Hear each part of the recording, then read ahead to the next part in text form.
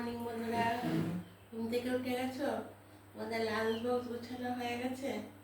আজকে সোমবার দিন, আর একটু আলস্য লাগবে কারণ কালকে সানডেতে সবাই একটু আরাম করে নিয়েছো।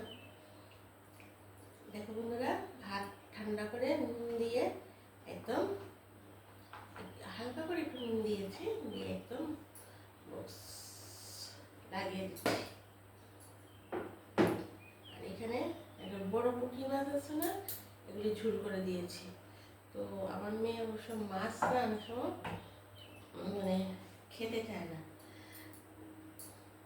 মাছটা খাবে কিনা আমার বড়, দেখো বড় পুঁটি মাছ ধনে পাতা দিয়ে টেস্ট করে, তার জন্য ওকে একটা ডিমের চুলো দিয়ে দিয়েছি। যদি না খায় হয়তো বা এই বক্সটা আমার এমনিতেই ফেরত আসবে।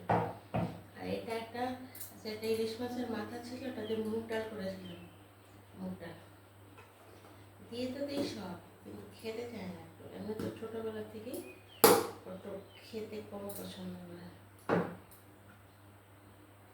আর ওই জন্য যদি বাই চান্স মাছটা ফেরত আসে না খায়, তার জন্য একটা ডিম দিয়ে দিয়েছি। তাহলে ডিমটা দিয়ে অন্তত ভাতটা তো খাওয়া হবে।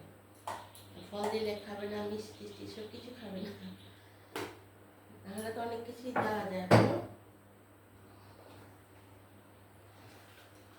মাছটা যদি সুন্দর করে খেত, ডিমটা দেওয়ার প্রয়োজন ছিল না।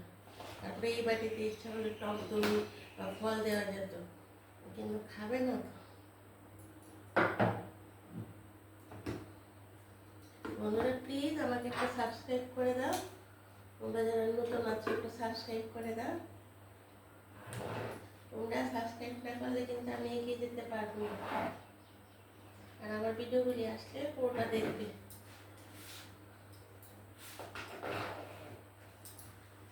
অনেক সকালে উঠে এগুলি রান্না করেছি, প্লিজ ভিডিওগুলি দেখবে। বন্ধুরা পছন্দ হলে কমেন্ট করে জানাবে, আর যদি ভালো না লাগে সেটাও জানাবে যে কীভাবে কী করবো। দেখেছো, তার লাঞ্চ গোছানো হয়ে গেছে আমার।